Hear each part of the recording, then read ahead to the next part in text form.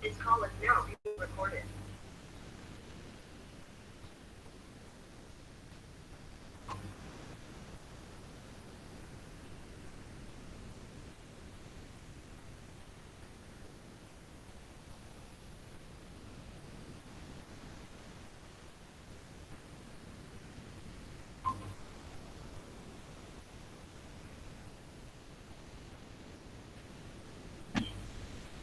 Oke, baik. Sambil nunggu yang lain, kita mulai. Bismillahirrahmanirrahim. Assalamualaikum warahmatullahi wabarakatuh. Waalaikumsalam warahmatullahi wabarakatuh. Nah, sebelumnya mohon maaf, minggu kemarin saya nggak bisa masuk karena harus mewakili Bu Ida Barkiah di acaranya LPM untuk persiapan akreditasi. Jadi minggu kemarin saya sudah kasih tugas mengenai jenis-jenis dinding penahan tanah. Nah, jadi kita review dikit untuk jenisnya. Jadi nanti UAS kalian itu materinya adalah dinding penahan tanah, yaitu stabilitas, guling, geser, dan daya dukung. Jadi fondasi dangkal itu sampai UTS, kalau untuk UAS-nya nanti itu yang ini, stabilitas dinding penahan tanah. Kenapa? Karena daya dukung fondasi dangkal nanti masuk juga di sini.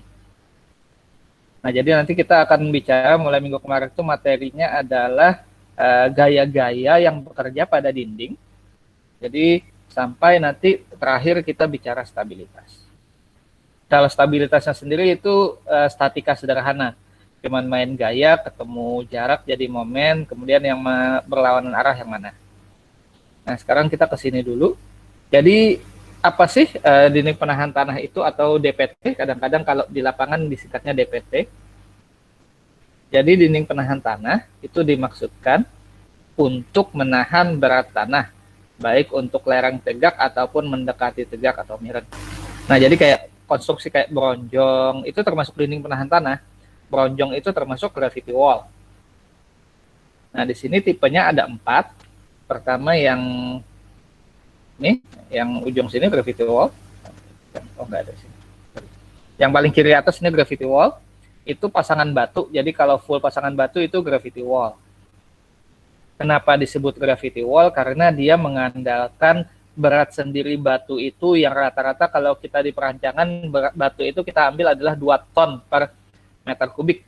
Itu beratnya. Kalau beton kan beton 2,4 ton per meter kubik. Batu gunung biasa kita ambilnya 2 ton per meter kubik. Jadi mengandalkan berat sendiri dia untuk menahan dorongan tanah supaya nggak gerak. Nah, gravity wall biasanya dibuat dari pasangan batu atau beton, di mana stabilitasnya tergantung pada berat sendiri pasangan batu. Ini tidak ekonomis untuk dinding tinggi, karena kalau mau tinggi supaya nggak patah, dia harus lebar. Nah, biasanya ini sekitar 4 sampai 5 meter itu sudah maksimal sudah. Atau 6 lah boleh lah, 4 sampai 6 meter. Kenapa? Karena semakin tinggi bentuknya kecenderungannya adalah dia akan semakin tipis, dan karena ini cuma mengandalkan luluh atau pasta semen untuk merekatkan batuan, kadang-kadang kalau kena horizontal dia bisa pecah di sini, bisa patah. Jadi ini untuk yang tegak, yang pendek-pendek nggak apa-apa. Selanjutnya yang jenis semi gravity wall. Jadi untuk banyak kasus supaya gravity wall-nya lebih ekonomis, dalam hal ini bisa kalian lihat ini tanpa tulangan segini lebarnya, dengan tulangan kan lebarnya jadi lebih kecil. Maka ditambah tulangan baja untuk mengurangi ukuran gravity wall. Kemudian ada lagi yang dari beton nih, cantilever retaining wall. Ekonomis dia tinggi mencapai 8 meter. Nah ini, jadi satu tulangan itu kan 12. Jadi kalau 12, 8, sisa 4 bisa ditekuk ke dasar-dasarnya ini. Ini retaining wall. Jadi kalau misalnya sampai 5 meter bisa pakai pasangan batu atau gravity wall. Lebih dari itu kalian pindah ke cantilever wall, cantilever retaining wall. Kemudian ada lagi counterport retaining wall. Jadi counterport ini adalah dinding cantilever dikasih pengaku atau diafragma yang segitiga ini. Nah, yaitu pemasangannya untuk menambah kekakuan dinding penahan tanah. Dalam hal ini counterportnya dipasang dimaksudkan untuk mengurangi gaya geser dan momen lentur. Kemudian bicara kanol. Jadi kanol atau tekanan tanah aktif. Nah, sini. Nah, tekanan tanah diam. Jadi tekanan tanah itu ada 3, ada diam, ada aktif, ada pasif. Nah, minggu kemarin itu materinya tentang tekanan tanah diam, yaitu kalau misalnya ada tebing, kondisinya dia setimbang, nggak gerak, nggak runtuh, nggak juga jadi dia diam situ, maka itu kanol. Koefisien tekanan tanah diam, kanol rumus umumnya adalah sigma aksen H per sigma aksen V, atau gaya horizontal per gaya vertikal, dimana kalau di breakdown jadi koefisien tekanan tanah diam at rest adalah sigma aksen H per gamma kali Z atau gamma kali H, karena sigma aksen V ini adalah gamma kali H, di sini Z di sini. Nah, kemudian ada lagi yang membreakdownnya. Jadi kalau untuk tanah berbutir, Jeki 1944 mengusulkan K0 sama dengan 1 min sin pi aksen. Sedang untuk tanah lempung normally consolidated, K0-nya adalah 0,95 min sin pi aksen. Kemudian kalau tanahnya over consolidated, maka K0 adalah 0,19 tambah 0,23 log PI. Ini. Oh sorry, ini untuk kalau yang kita ketahui PI atau IP, indeks plastisitas, K0-nya adalah 0,19 tambah 0,233 log PI. Kalau tanahnya terkonsolidasi lebih, maka K0 sama dengan 0,95 min sin P ini dikali akar over consolidated ratio. Dimana kalian sudah belajar di Mektan 2, over consolidated ratio itu adalah tekanan prakonsolidasi dibagi tekanan berat sendiri efektifnya. Nah, itu di sini. Nah, sekarang pertanyaannya, Pak, kapan kita pakai K0 sama dengan sigma H per sigma V? Kapan pakai K0 sama dengan 1 min P? Kapan pakai K0 sama dengan 0,19 plus 0,233 log indeks fasilitas, log PI? Ya, tinggal kalian lihat nanti waktu disuruh misalnya perlu menghitung K0, data yang kalian miliki itu datanya yang mana? Nah, sigma V ini adalah gamma kali H, itu paling gampang sudah. Sigma H biasanya kita bisa asumsi atau kita hitung berdasarkan sigma V. P aksen, kalau P aksen ini datang dari fan shear test atau dari triaksial. Kalau dari direct shear dia P aja, nggak ada aksennya. Nah, kalau Atterberg, PI kan dari Atterberg, LL min PL. Nah, tinggal nanti kalian waktu misalnya pada saat mau menghitung, kalian punya data yang mana. Jadi sesuaikan rumusnya dengan data yang kalian miliki. Itu untuk K0, di mana menghitungnya sudah ada contohnya kemarin. Untuk menghitung sigma HZ di sini ada juga. Jadi sigma HZ akibat berat dan akibat dinding akibat kohesi adalah gamma aksen kali Z kali K0 min 2C akar K0. Ini juga ada contohnya. Hari ini kita bicara tekanan tanah aktif atau Rankine.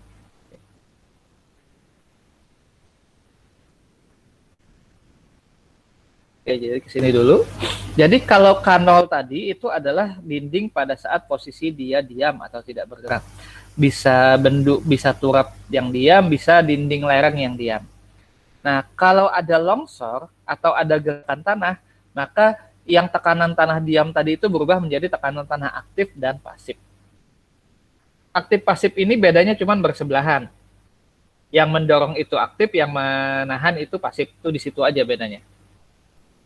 Dalam hal ini, Rankine tahun 1857 menginvestigasi kondisi tekanan tanah dengan plastik equilibrium. Dan hal ini, nah ini yang perlu diingat. Teori Rankine ini untuk tekanan tanah aktif, dinding tegak, dan tanah datar. Nah, ini kata-kata ini yang penting. Jadi, teori Rankine ini untuk tekanan tanah aktif, dinding tegak, dan tanah datar. Sekarang kalau kita lihat di sini lagi, jenis-jenis dinding tanah tadi, yang dinding tegak itu adalah cantilever sama counterport. Sedangkan gravity wall dan semi-gravity wall ini dindingnya miring. Nah, jadi rumus tekanan tanah Rankine ini adalah untuk dinding tegak, yaitu cantilever dan counterport. Kalau yang ini, gravity wall, ini nanti kita pakai tekanan tanah kolom, yaitu minggu depan kita bicara. Jadi ini yang perlu dicatat dulu bahwa tekanan tanah Rankine itu untuk tekanan tanah aktif pada dinding tegak dan tanah datar. Dinding tegak di sini, nah contohnya ini. Jadi cantilever Rankine, counterport Rankine, turap pakai Rankine. Kenapa? Karena turap itu dinding tegak. Bronjong ya tergantung. Kalau bronjongnya flat pakai Rankine, tapi kalau bronjongnya susunannya miring itu pakai kolom di depan. Sehingga kalau kita perhatikan gambar ini ada suatu turap yang flat, yang datar, dan ini ada sampel tanah sedalam Z di dalam tanah.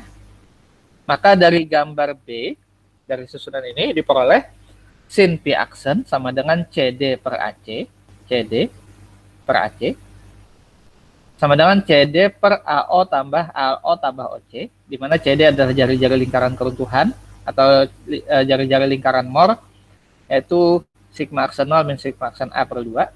Kemudian A0 itu adalah C aksen kotangan P aksen, dan OC adalah sigma aksen A plus sigma aksen A per 2. Nah, sehingga sin P aksen tadi yang awalnya CD per A0 tambah OC tadi, AO tambah OC menjadi sigma aksen A min sigma aksen A per 2 per C aksen kotangan P aksen plus sigma aksen 0 plus sigma aksen A per 2. Nah, rumus tadi kalau di breakdown, kemudian berdasarkan tekanan tanah aktif W sama dengan sigma aksen kali Z, dan untuk tanah pasir kita anggap C-nya sama dengan 0, maka rumusnya akhirnya akan menjadi, langsung lihat yang kanan bawah ini, Ka sama dengan 1 min sin P aksen per 1 plus sin P aksen sama dengan tangan kuadrat 45 min P per 2. Jadi inilah rumus mencari Ka. Kalau K0 tadi adalah sigma aksen H per sigma aksen 0. Kalau ini Ka, kalau tadi kan ini sigma aksen H per sigma aksen V itu kan K0. Kalau Ka karena dia gerak, maka Ka sama dengan tangan kuadrat 45 min Pi per 2. Pi-nya dari mana? Pi-nya dari data tanah. Bisa dari direct shear, bisa dari fan shear, bisa dari reaksial untuk mendapatkan nilai Pi ini. Jadi itu rumusnya Ka simpel rumusnya. Ka sama dengan tangan kuadrat 45 min Pi per 2. Nah, ini kalau posisi permukaan tanahnya rata. Nah, lihat di sini.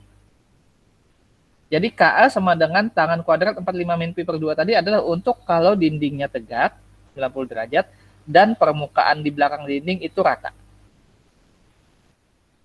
Nah, sekarang kalau dindingnya tegak tapi permukaan tanah di belakang dinding nggak rata, itu ada sudut sebesar beta, maka kita ketahui sigma aksen V adalah tekanan vertikal sepanjang bidang AB di sini.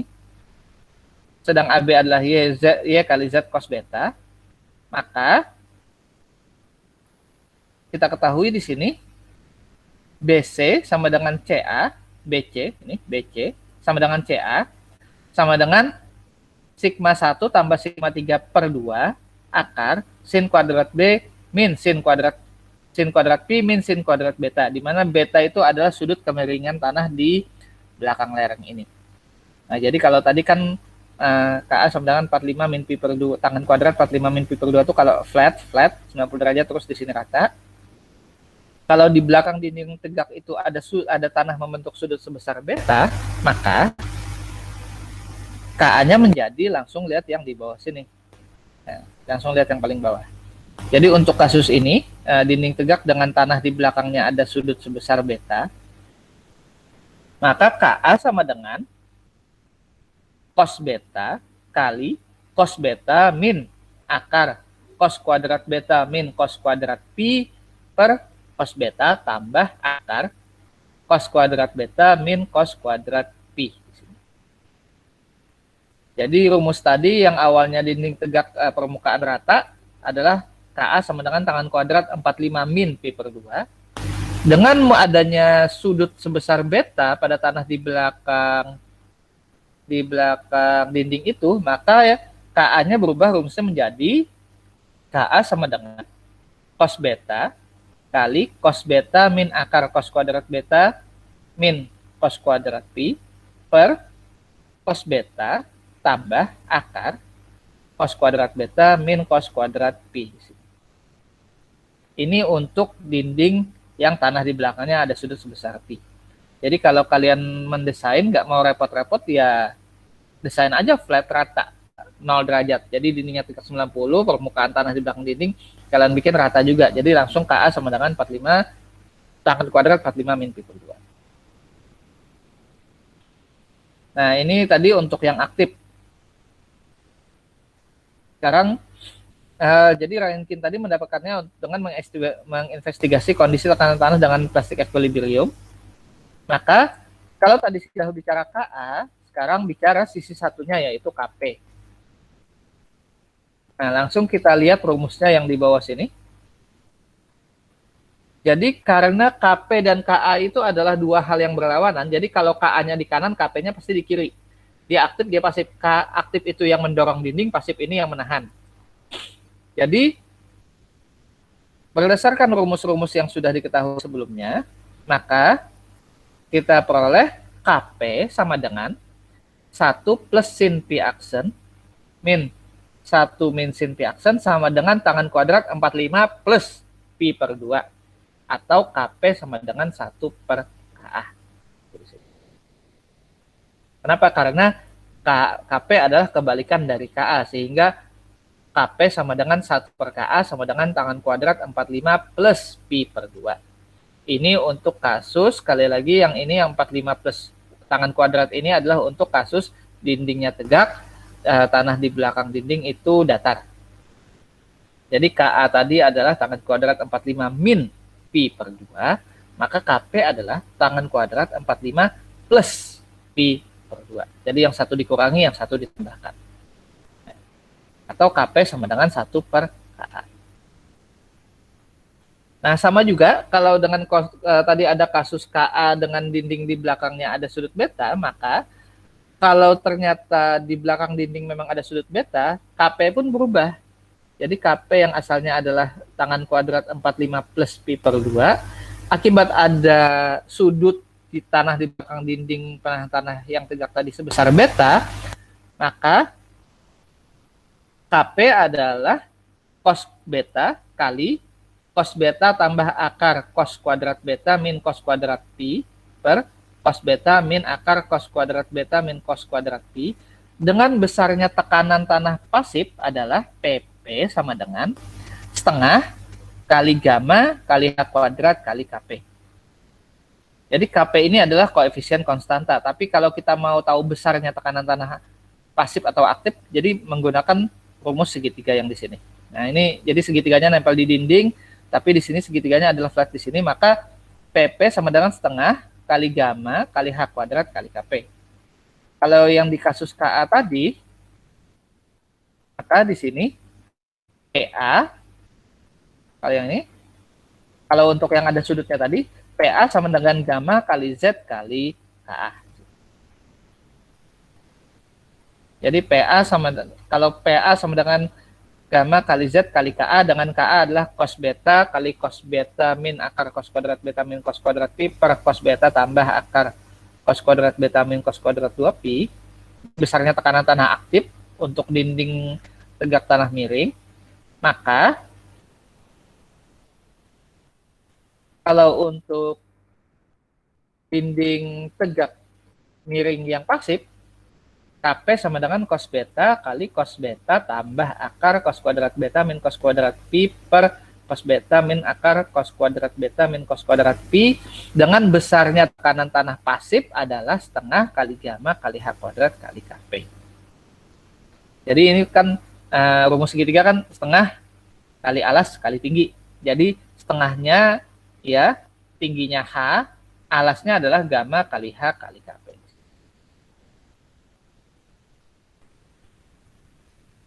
Nah, ini adalah contoh soal. Jadi seperti yang materi tekanan tanah diam atau at-rest, bentuknya seperti ini. Jadi ini ada dua lapis tanah, lempung tebal 5 meter dan 6 meter, lempung H1 setebal 5 meter dengan gamma 1,8, T-nya 0,5 dan pi-nya 20. Sedang yang di bawah dan di bawahnya ada lempung H2 setinggi 6 meter dan terendam. Ini muka air tanahnya berada di posisi minus 5 meter. Dengan gamma sat ya, kalau di bawah gamma sat adalah 2 ton per meter kubik, C-nya adalah 1 dan pi-nya 25. Kemudian ini ada beban merata, beban luar di atas tanah, sebesar Q sama dengan 2 ton per meter persegi. Maka pertama kita hitung dulu KA. Nah, untuk kasus ini adalah dinding tegak tanah datar, maka KA-nya adalah 45 plus pi per 2. Jadi KA sama dengan tangan kuadrat 45, min pi per 2, yang plus tadi pasif. Jadi KA sama dengan tangan kuadrat 45 min pi per 2. Untuk lapisan pertama, H1, KA1 sama dengan tangan kuadrat 45 min 20 per 2, sama dengan 0,49. Sedangkan untuk tanah lempung 2 dengan pi 25, maka KA2 sama dengan tangan kuadrat 45 min 25/2 sama dengan 0,41. Setelah itu, kita sudah dapat KA1 dan KA2, maka untuk menggambar diagram tegangan, kita perlu tahu dulu tegangan di titik 0, di sini, yang puncak tanah, di bawah beban. Kemudian di titik 5 meter, berapa tekanannya, dan terakhir adalah di titik 5 tambah 6, di titik 11 meter di bawah.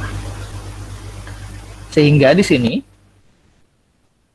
Z sama dengan 0, maka hitung beratnya dulu, W sama dengan gamma kali H, yaitu 1,8 kali 0, tambah 2. Nah, 2 ini adalah karena ada beban merata di sini. Jadi meskipun di permukaan tanah tidak ada jarak sehingga gamma kali hanya sama dengan 0, tapi karena ada beban merata 2 ton, maka W1 sama dengan 1,8 kali 0 tambah 2 sama dengan 2 ton per meter lari di situ. Sehingga sigma H1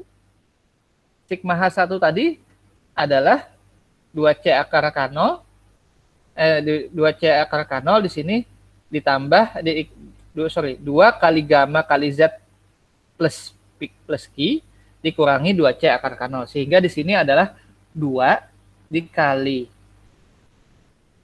KA-nya 0,49. Di sini 2, jadi 0, KA kali gamma kali Z ditambah Q, sehingga di sini adalah Q-nya kita ketahui 2 dikali 0,49 dikurangi 2 dikali Pi-nya, C-nya adalah 0,5 akar KA. Ini. Sehingga di sini ketemu 0,28 ton per meter. Nah, sekarang kita back dulu. Ini rumusnya dari mana, Pak? Rumus sigma H1. Rumus sigma H1 itu yang ini tadi. Di slide yang minggu kemarin. Jadi sigma HZ adalah gamma aksen kali Z tambah Q K0 min 2C akar K0. Ini kalau dia K0, tapi kalau untuk bicara KA, jadi yang K0 ini kita ganti KA. Sehingga untuk kasus ini, kita ketahui pada saat dia di permukaan, waktu di permukaan Z sama dengan 0, maka W1 adalah 2 ton. Sehingga di sini KA dikali gamma kali Z plus Q itu menjadi 0,49 kali 2 min 2C akar KA dikurangi 2 kali 0,5 akar 0,49. Sehingga ketemu pada saat di muka tanah sigma H1-nya adalah sebesar 0,28 ton. Ini adalah posisi di permukaan. Kemudian pada saat dia di kedalaman 5 meter, pas di batas ada muka air tanah, maka W2 sama dengan 1,8 gamma kali Z tambah Q, 1,8 kali 5, Z-nya 5, ditambah Q-nya 2. Jadi adalah W2 sama dengan 1,8 kali 5 tambah 2, itu sama dengan 11 ton per meter lari. Sehingga W2-nya adalah 11 ton, sigma H2-nya adalah W kali KA min 2C akar KA. KA-nya masih pakai yang 0,49. Jadi di sini kita lihat atas, kita lihat bawah. Di 2 ini pertama kita lihat atas dulu. Sigma H2 bagian atas adalah 11 kali 0,49 min 2C min 2 kali 0,5 akar 0,49 ketemu 4,69 ton per meter lari. Nah, pada titik ini kalau yang titik pas segitiga ini kita anggap 2, maka di bagian bawahnya sendiri itu kita namakan dia sigma H2 aksen. Sigma H2 aksen. Maka di sini kita gunakan KA-nya adalah KA yang 0,41 karena yang di bawah sini. Nah, sehingga sigma H2 aksen sama dengan 11 kali 0,41 min 2, C-nya 1, min 2 kali 1 kali akar 0,41 ketemu 3,23 ton. Nah, kemudian yang pada bagian dasar sini, di Z sama dengan 11, 5 tambah 6 sama dengan 11, maka W3, sorry ini masih W2 ya, seharusnya W3. W3 sama dengan 1,8 kali 5 bagian atas ditambah, karena dia gamma sat, maka harus kita kurangi gamma air.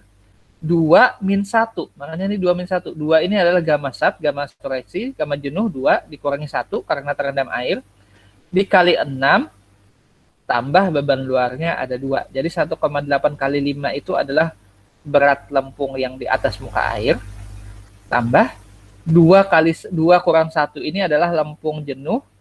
Karena bicara berat efektif, maka kita kurangi berat air 1 ton, sehingga 2 min 1 kali 6 tambah 2. 2 ini adalah beban atas. Jadi ketemu W3 di kedalaman 11 ton, di kedalaman 11 meter, adalah 17 ton per meter lari. Nah, sehingga pada bagian bawah, sigma H3 sama dengan Ka kali W min 2C akar Ka. W-nya adalah 17, Ka-nya 0,41 dikurangi 2 kali C, 2 kali 1 akar 0,41. Ketemu 5,69 ton per meter lari. Nah, jadi di sini kita sudah punya ada 4 nilai sigma H. Di atas ini sigma H-nya adalah 0,28. Pada saat posisi pas di muka air tanah ini, ada 2 sigma H, yaitu sigma H2 sebesar 4,69 dan sigma H2 aksen sebesar 3,23. Dan di dasarnya ini ada sigma H3 sebesar 5,69. Nah, inilah yang kita gambarkan nanti setelah ini. Nah, jadi kita gambarkan. Pertama tadi yang di muka tanah 0,28, sigma H1. Kemudian sigma H2 4,69. Sigma H2 aksen 3,23. Dan sigma 3 adalah sigma H3 adalah 5,69. Jadi ini 0,28 ke sini, 4,69 ke sini, 3,2 ke sini, 5,69 ke sini. Nah, jadi ini adalah tekanan tanah, diagram tekanan tanah yang terjadi, yaitu 2 buah bentuk trapesium. Untuk memudahkan kita menghitung luas dan menghitung titik berat, maka trapesium yang A2 ini kita bagi menjadi bentuk persegi dan bentuk segitiga. Sehingga tadi saya sudah bilang, tekanan tanahnya itu adalah nilai luasan di situ. Nah, sehingga di sini pertama ada P1. P1 yang ini yang apa namanya? P1 ini yang persegi yang di atas 5. Untuk H1 5 meter, maka persegi ada persegi P1. Rumus luas persegi adalah alas kali tinggi. Alasnya adalah 0,28, tingginya 5, sehingga P1 sama dengan 0,28 kali 5 sama dengan 1,4 ton per meter. Sedangkan di belakangnya ini ada segitiga. P1 di mana? P1 tengah-tengah. Di belakangnya untuk 5 meter ada segitiga di belakangnya. P2 dengan jarak 1/3 dari H di sini. Sehingga P2 sama dengan setengah kali alas kali tinggi. Alasnya adalah 4,69 min 0,28. Karena 0,28 sudah kita ubah ke bentuk persegi tadi. Sehingga P2 sama dengan setengah kali 5, tingginya 5, setengah kali 5 kali 4,69 min 0,28, ketemunya besar tekanan tanah di P2 adalah 11,03 ton per meter, dengan jarak posisinya adalah 1/3 dari 5. Nah, kemudian kita lihat yang di sini, yang di lapisan 6 meter, yang di bawah muka air. Ini yang persegi pertama kita anggap P3, maka P3 sama dengan tingginya 6, alasnya 3,23. P3 sama dengan 6 kali 3,23, sama dengan 19,38 ton per meter. Sedang di belakangnya ada segitiga kecil di sini. Ini adalah P4, di mana rumus segitiga adalah setengah alas kali tinggi. Alasnya adalah 5,69 min 3,23. Tingginya adalah 6, sehingga P4 sama dengan setengah kali 6 kali 5,69 min 3,23 sama dengan 7,38. Jaraknya 1/3 dari sini. Sehingga tekanan tanah aktif yaitu P adalah P1 tambah P2 tambah P3 tambah P4 sama dengan 1,4 ditambah 11,03 ditambah 19,38 ditambah 7,38. Ketemu tekanan tanah aktif totalnya adalah 39,19 ton per meter. Nah, ini adalah cara mencari tekanan tanah aktif. Kalau untuk tekanan tanah pasif, tinggal kalian ganti rumus tekanan tanah aktif yang Ka ini menjadi Kp. Tapi prinsipnya sama. Atau K0 ya sama, tinggal diganti jadi rumus K0. Nah, ini contohnya kalau, ini kan tadi untuk yang tegak ya. Ini untuk tegak. Kalau yang ada miringnya tadi, nah, yang berubah kan nilai Ka. Yang awalnya tangan kuadrat 45 min pi per 2 menjadi cos beta kali cos beta min akar cos kuadrat beta min cos kuadrat pi per cos beta tambah akar cos kuadrat beta min cos kuadrat pi. Dengan beta itu sendiri adalah sudutnya. Misalnya betanya sebesar 15 derajat, kemudian dindingnya ada 8 meter, maka betanya 15 derajat. Kita ketahui cos beta adalah 0,9, cos beta cos 15 adalah 0,9659. Cos kuadrat 15 derajat adalah 0,933. Pi-nya adalah 34, sehingga cos kuadrat pi adalah 0,688. Sehingga kita masukkan ke rumus Ka menjadi Ka sama dengan 0,966 kali 0,966 dikurangi akar 0,933 min 0,688 per 0,966 tambah akar 0,933 min 0,688, kita peroleh nilai Ka-nya adalah sebesar 0,311. Kita ketahui rumusnya untuk P adalah setengah, P-nya adalah rumus luas segitiga, seperti tadi. Maka kita cari dulu gamanya. Gamanya adalah 1,936 kali 9,81 sama dengan 19 kN per meter kubik. Ini gamanya. Sehingga rumusnya tadi, kalau kita kembali ke sini, di KP tadi ada yang ininya. Nah ini. Nah ini, lihat ini. PP sama dengan, PP atau PA sama dengan setengah kali gamma kali H kuadrat P. Jadi setengah gamma H kuadrat K, P atau KA, sehingga di sini rumus PA, sehingga sini PA-nya adalah setengah kali gamma kali H kuadrat kali KA. H-nya adalah 8 meter, gamanya tadi ketemu 19 dan Ka-nya 0,311, sehingga besar tekanan tanah aktif di dinding tegak untuk dengan muka tanah miring sebesar 15 derajat di belakang dinding adalah sebesar PA sama dengan setengah kali 0,311 kali 19 dikali 8 kuadrat sama dengan 189 kilonewton per meter lari dinding. Jadi ini adalah besaran nilai PA untuk dinding yang ini. Akibat adanya kemiringan sebesar 15 derajat. Kalau contoh perhitungan sebelumnya ini kan karena dia flat ya, datar. Jadi bentuknya tegak lurus dinding PA-nya. Tapi kalau ini maka tidak tegak lurus dinding, tapi dia adalah membentuk sudut 15 derajat di bawah segitiga dengan PA-nya adalah sepertiga dari dasar segitiga. Nah, ini ada tugas. Jadi kalau seperti ini adalah 2 lapis. Jadi ini kalian bikin 2 lapis di sini. Kalau ini kan 1 lapis. Ini contoh 1 lapis. Jadi kalau ini maka ada 2 lapis, ada 2 buah segitiga jadinya. Nah, di sini. Jadi silahkan kalian kerjakan tugas yang ini berdasarkan contoh yang nih. Ini kan dia karena nggak ada air dianggap 1 lapis, tapi ini kan ada muka air.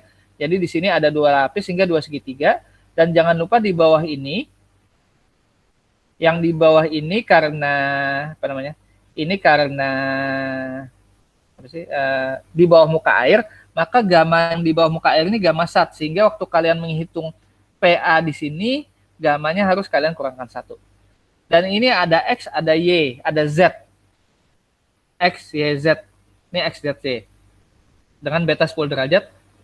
Ini X, Y, Z adalah 3 angka terakhir NIM kalian. Jadi silahkan disesuaikan dengan 3 angka terakhir NIM-nya, dikerjakan seperti biasa. Silahkan lihat contoh ini. Dikumpulkan paling lambat minggu depan. di e-learning. Tadi saya belum saya taruh, setelah ini saya taruh linknya. Ada 4, ada 6, jadi airnya di sini ya. Jangan lupa.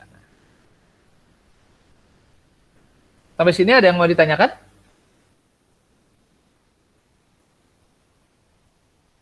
Jadi ini tugasnya ya, di slide terakhir.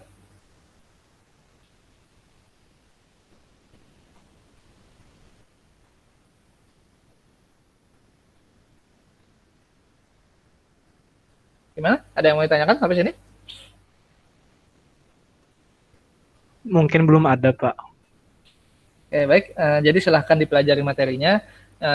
Videonya ada 2, jadi video dari semester yang tahun kemarin itu bikin video seadanya masih ada. Nanti setelah ini yang rekaman kelas ini akan saya share juga ya. Saya stop record dulu.